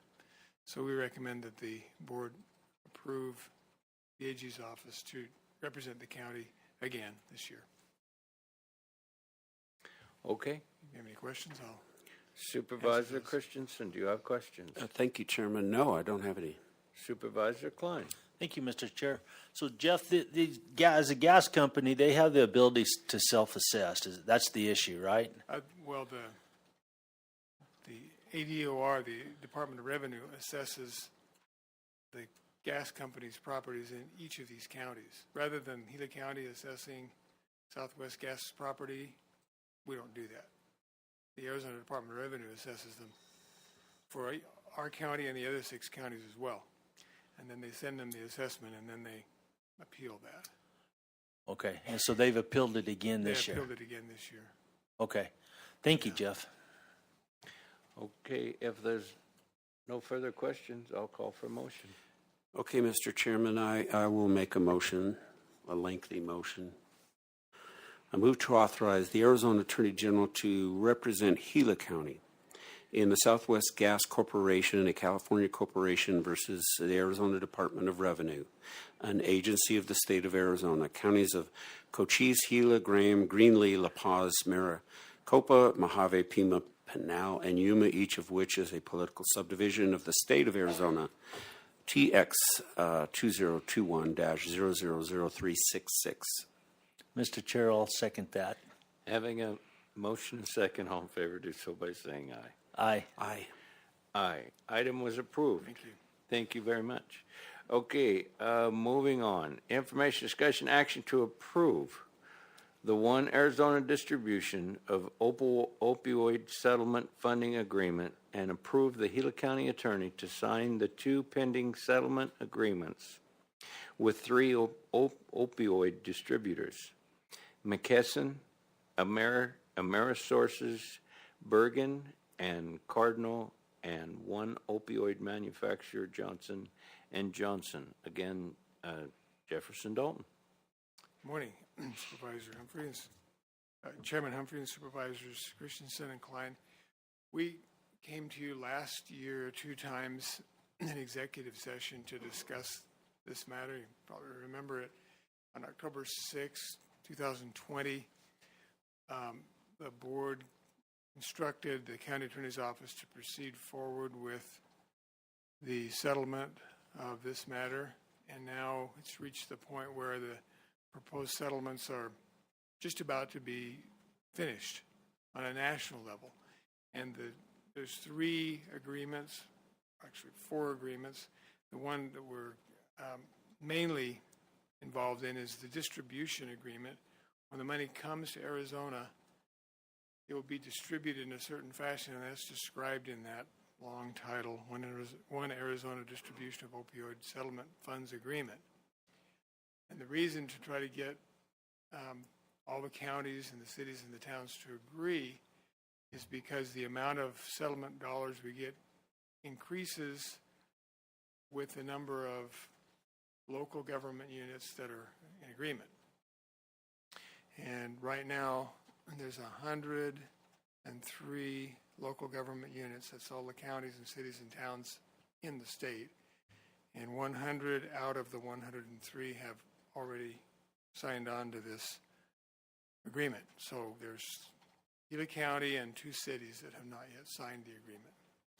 And I'm not sure if they all will, but if we're close to 100% at this point. And that increases the amount of settlement funds. Roughly, the settlement funds were going to be about $250 million, but with full agreement, it goes up to more than twice that. And then this money will be distributed 44% to the states, 56% to the local governments, that's the counties and the cities and the towns, in regions, and a county can be its own region. And then it's used according to limitations in the agreement itself on what the funds can be used for. That's the distribution agreement. And then there are settlement agreements with the 3 distributors and the 1 manufacturer that will sign on to, which will generate the funds that will come in. If we don't do that, then we don't get any money. The only way we get any money is by being a part of these settlements or bringing our own lawsuit. But if we don't do either of those things, we don't get any money. And that's what it is. So any questions, I'll try to answer them. Oh, okay. Supervisor Christensen, do you have questions? Thank you, Chairman. Mr. Dalton, so I obviously wouldn't have a problem with doing this, but how much money we get, it sounds like we're going to get quite a bit, and but we'd probably have to use it in very specific ways with the drug abuse and things like that, I presume. I don't really have any questions. Okay, so the actual amount of money is, I don't know exact. Gila County is 1.142% of the 56% that the local governments get. So it's still a lot of money because it's such a huge amount to begin with, but it's a very small percentage. And then it has to be used by agreement among the participants, the county and the local cities and towns, on how to spend it, but they're all constrained by the agreement itself and what they can be used for. Okay. Thank you. Thank you. Supervisor Klein. I'm good. Thank you, Jeff. Okay. If there's no further questions, I'll call for motion. Mr. Chair, I'll make the motion to approve the One Arizona Distribution of Opioid Settlement Funds Agreement and approve the Gila County Attorney to sign the 2 pending settlement agreements as presented. I will second. Having a motion second, all in favor do so by saying aye. Aye. Aye. Aye. Item was approved unanimously. Thank you very much, Mr. Dole.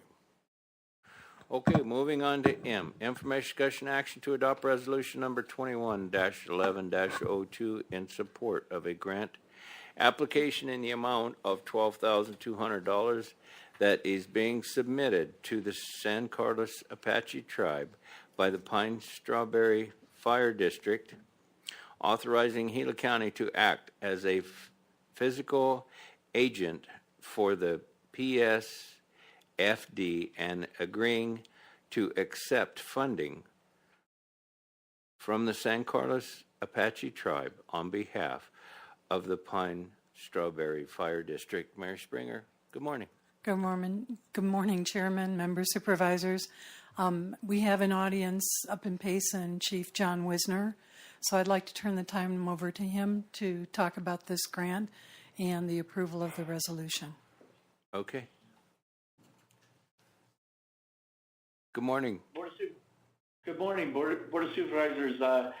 I just want to thank the Board of Supervisors in Gila County for being a wonderful partner, acting as a pass-through agency between the tribal grants that are out there for fire districts.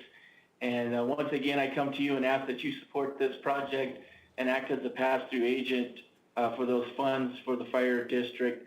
This will allow us to replace all the fire nozzles in our operation. Every fire nozzle that we have will be replaced with this grant, and many of those nozzles are more than 20 years old. So I appreciate your support in this effort.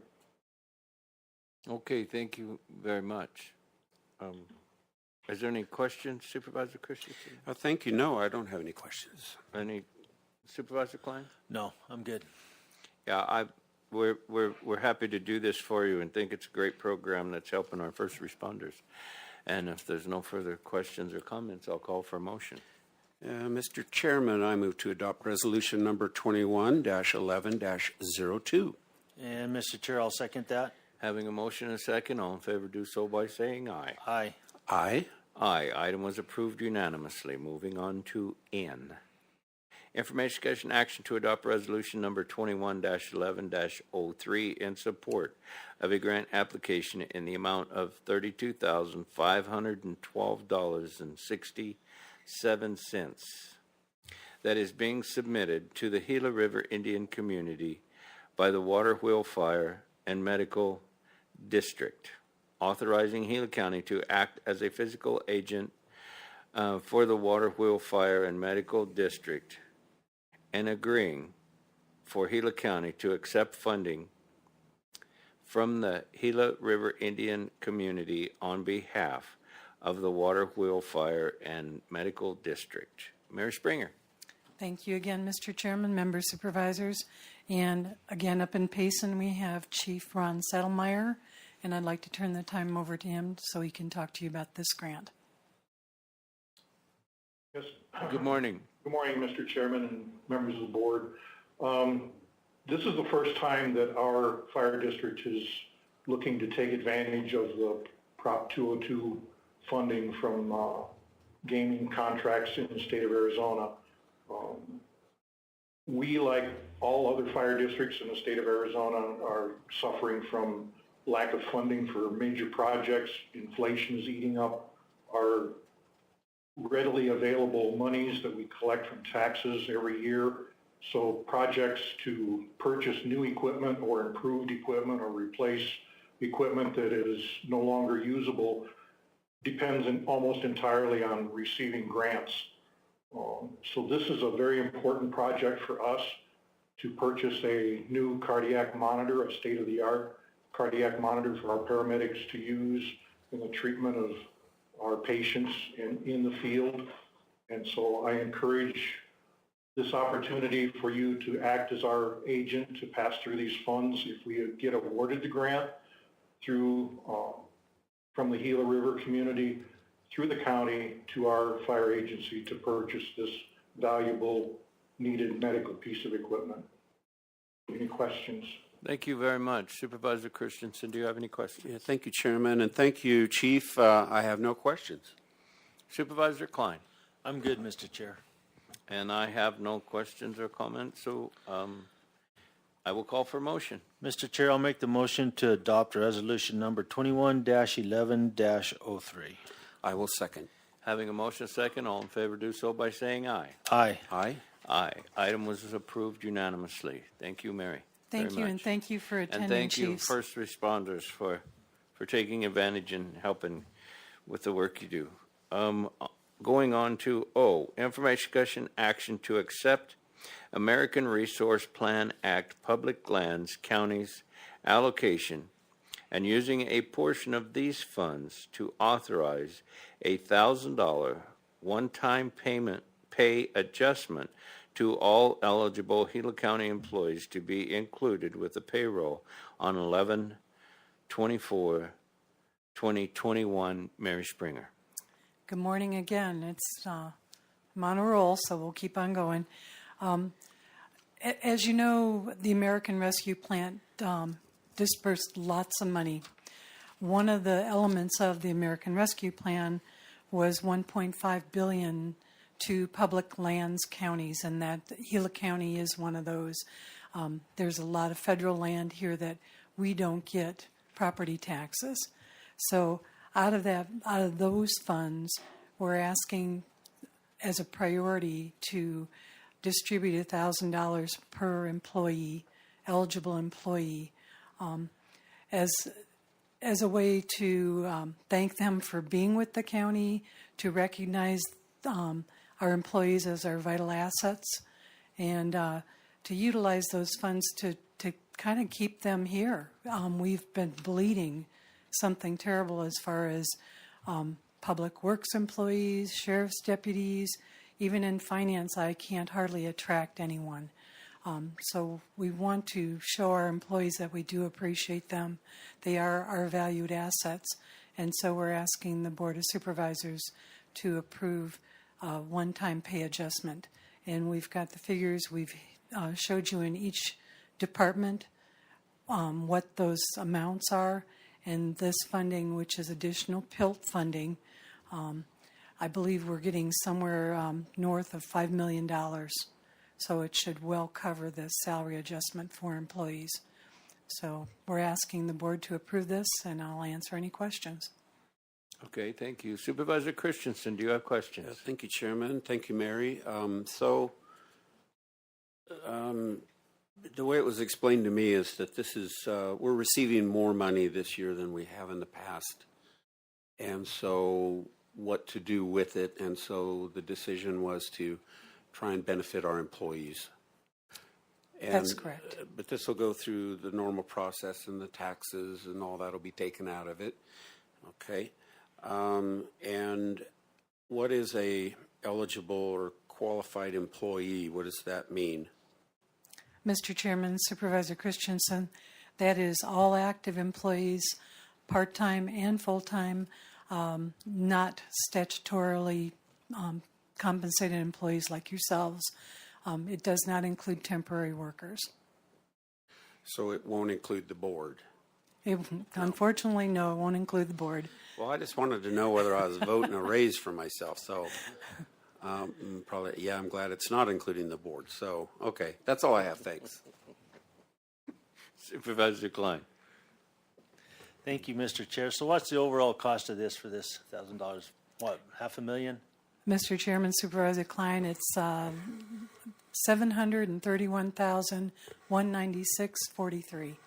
Yeah, and it's $1,000 a piece. It's $1,000 per person, and it's incrementally for part-time workers. It'll be a portion of that for based on their hours. So wages in the county is something we're going to have to sit down sometime and take a real long, hard look at, especially our folks on the bottom level. We don't attract anyone. We're not the only ones in the United States. I mean, it's across the board, but we really need to pull that together. So what I'm saying is $1,000 for everybody to get in the end of this month, basically, 1st of December. It's going to cost us $700 and some thousand as a county. And so when we really start looking at these wages, I hope soon, if I can have my way with it, we got to take that in consideration as well and look at where we're hurting the worst, to look at those wages first. So I'm for it. I think it's a good way of giving our folks something. I mean, inflation is just about to eat us all up, and it's not done yet. So I'm good. Mr. Chair, it's enough for me right now. Okay. Yeah, I think it's a great thing to be able to do, but like I say, when gas is the price it is and some of the things, go to the grocery store and, you fill the basket, you don't even fill the basket, you get a partial basket. And my truck the other day, I put $100 to them and it didn't even fill my truck up before the pump clicked off. So I think anything we can do to help the employees is great. So I think that's a great thing. So if there's no further questions or comments, I'll call for a motion. And Mr. Chairman, I'll make a motion to accept the American Rescue Plan Act Public Lands County's allocation and to authorize a $1,000 payment, a one-time pay adjustment to all eligible Gila County employees to be included with the payroll period of 11/24/2021. And Mr. Chair, I'll second that. Having a motion second, all in favor do so by saying aye. Aye. Aye. Aye. Item was approved unanimously. Thank you you. for working all that up for us. And You're so we welcome. will move on to 4. Consent agenda action items. Any matter of the consent agenda items will be removed. If any of the members of the board would care to remove anything off of the consent agenda, do we have anyone that would care to remove something and discuss it as a regular agenda item? Not I. No, Mr. Chair, I'm good. Okay, then I'll call for a motion to accept consent agenda items A through G. So moved, Mr. Chair. I will second that. Okay, having a motion second, all in favor do so by saying aye. Aye. Aye. Aye. Consent agenda items were approved. Moving on to 5, call to the public. Do we have any public in Payson that would care to address the board today? No, sir. Do we have anyone on YouTube that would care to address the board today? And what was our lucky number today? At our highest today, we had 20. Okay, good. Thank you. And we have no one here in this audience that cares to address the board today, so we will move on to 6. At any time during the meeting pursuant to ARS 38-43102K, members of the Board of Supervisors and the County Manager may present a brief summary of current events. No action may be taken on information presented. Jackie, do you have something for us today? Thank you, Mr. Chair and board members. I do. I would like to ask Mary Springer to just update the board on the Gila County Redistricting Advisory Committee. They met for the first time last week. They meet again this week, and I felt like this was a good time to update. Good. Good morning again. So we had our first meeting last Wednesday, and at that meeting, Jessica provided open meeting law training to all the attendees, which was awesome. And they all signed their service oath, their oath of office. They elected Mickey Nye as the chairman and Judy Moorhead as the vice chairman. And they determined that they would be meeting every Wednesday from now until we have something to present to you in the form of maps for your approval. The minutes from that meeting are posted out on our website. There's a redistricting bubble, so the public can go in and see the activities that occurred during the meeting. We also have the technological institutes that have requested assistance from that redistricting committee to help redistrict them. And so those agreements are in the final stages of approval with their boards. We'll be bringing those to you on December 7th for your approval. They have never been redistricted before, and according to our recorder, Sadie Begum, and elections director, Eric Mariscal,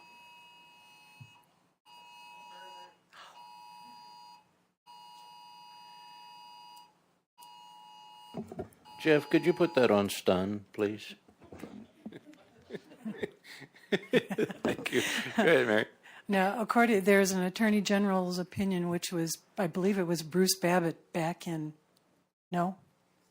Oh, Goddard, one of them. 1985, Jackie? 2008. See, I'm glad my backup singer is here. Anyway, the opinion was that those JTEDs do have to redistrict. And so we approached them, asked them about it. They came back and said their boards asked us to ask the committee to do that. So anyway, that's how that happened. Our date for finalizing those maps, according to County Recorder, she needs the information beginning of March. So we'll be back with you at the second board meeting in February 2022 with those finalized maps for your approval. So that's kind of where we're at. The committee is going to be determining public meeting dates at this next meeting, which will be held on Wednesday this week. So we'll have public meetings to show the public how to utilize the mapping tool so they can do their own submittals. And then at the end of December, I believe we'll have another public meeting that will bubble up, or either end of December, January. Again, public meetings to let them see what the committee has identified as the top maps to present to you. So that's the activity of the redistricting committee. If you have any questions, I'll try to answer, and I'll look to Jackie if I don't have the answer. Questions? I think you know I don't have any questions. Thanks for the report. Okay. Supervisor Klein? Thank you, Mary. That's it. No? Oh, okay. Yeah, no, I appreciate it. And the public needs to know that they can submit their own maps and that there are rules and regulations that they can understand to do that. And so I guess it's my understanding that are the board going to be making maps as well, or just approving the public maps that are presented to them? So, Mr. Chair, my understanding is that the committee, any citizen can submit a map. The committee will look at however many, I can't presuppose, 10 years ago, I believe there were either 20 or 22 maps submitted related to supervisory districts. The committee evaluates those with the criteria, and the committee will be presenting, this is assuming there are more than 3, the committee will be presenting their recommendation for preferred map and second preferred map, and they will be presenting those preferred map options to the board, to each board, and then each board, which includes the Board of Supervisors, the Community College Board, and now the JTEDs of Civet and NAVIT, will select their, will make the final decision on which maps will be used. And that all needs to be done by the end of February, 1st of March. Okay.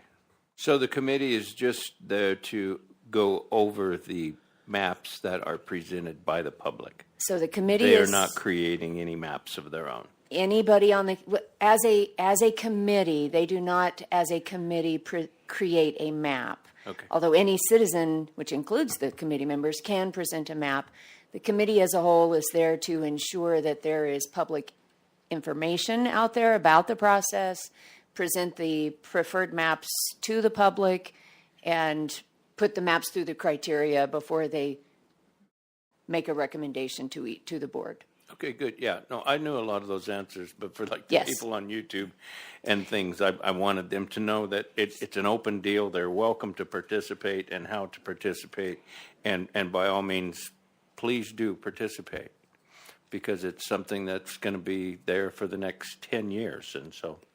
And Mr. Chair, if I may, trying not to confuse the issue, in addition to the Gila County Redistricting Advisory Committee, all political entities that are representative, that are representative government, that represent a portion of a whole, are going through this process, which includes the state of Arizona as well as the state's congressional districts.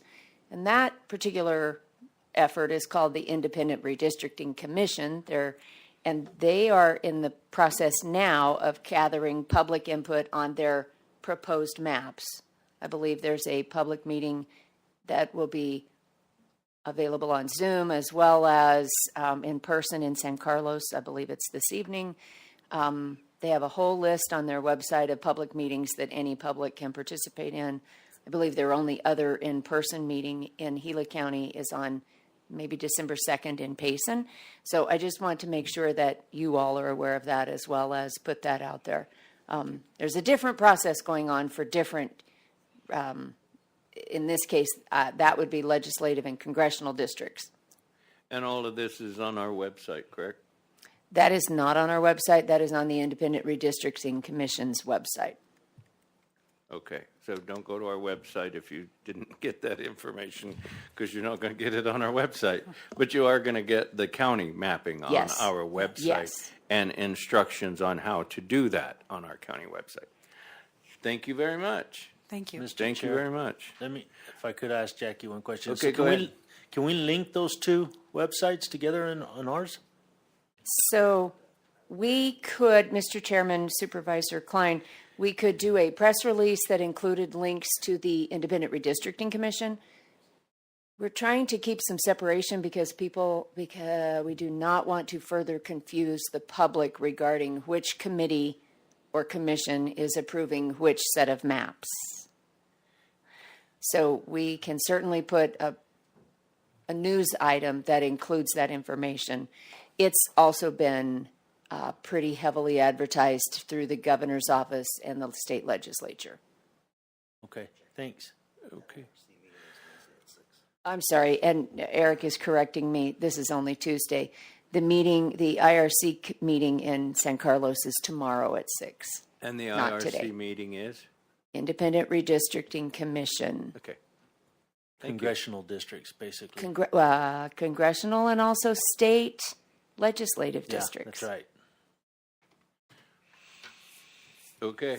Anybody got questions with a question? Supervisor Christensen, do you have anything to present to us today that we can act upon? Thank you, Mr. Chairman. No, just been busy this last week or so with some veteran ceremonies. We had a good one in Payson at the Dome at the high school. It was very nice. Also, there was a dinner at the Oxbow on Saturday night for veterans, and that was put on by the Rim Country Republican Club, and that was really nice. So, you know, we need to honor our veterans, and when we go to bed at night and get up in the morning as a free people, we should recognize that they played a huge role in that. So, Senator Mark Kelly had a presentation yesterday. I don't know if any of you participated in that. It was a Zoom meeting on the infrastructure bill, how much money is coming to Arizona for various projects. So I wrote down a few, but there's a lot of different things about forest, wildfire, surface management, and meeting roads, this and that. So I think hopefully we'll be trying to grab a lot of that money and use it for the positive in Gila County. And also, we all three of us actually attended the Brownsville event there with the Browns having Kerry Lake and Paul Gosar. And that was last week sometime. I can't remember what day that was, but that was a good time. That's all I have. Thanks. Okay, thank you. Supervisor Klein. Thank you, Mr. Chair. So on November 9th, I had the opportunity to sit with Roy and Representative Cook and some other folks and talk about school staffing for some rural school districts, 14 all in all, and it was a real good conversation. So hopefully Roy and them can have some headway on that. And then also that evening, I attended the ad hoc committee down here at the town hall and about the fires. That was some good conversation. And then on November 10th, we had a walkthrough with county staff in Young on the Veterans Retreat Camp and talked a lot about that and looked it over pretty closely and had a real good visit on that. So that's it. Okay. Yeah, I attended the barbecue with Paul Gosar and Carrie Lake. I'll be on KQSS this evening at 5:30. I'll be back on Kiko Radio on the 18th of November, and then the 2nd, the 9th, and the 16th of December. And that's not consecutive because they don't always have someone there at the studio. Held a Roosevelt community meeting. Attended a House Forest and Wildfire Management, that ad hoc meeting with Representative Cook. There was some good testimony there on the three fires, the Woodbury, the Bush, and the Telegraph fires, which all three happened to be in my district, which I'm not proud of that because it creates an awful lot of problems. Attended a ACO award breakfast on Friday. Gila County received 2 awards for the Discover Gila County website. That thing is blowing up. I think that's like 6 awards this year. And it's amazing of how well it's done. And just for instance, is by advertising Gila County during COVID when everything was down, Gila County was up 23% of people coming to visit and discover Gila County. So that was a great investment by the board, in my opinion.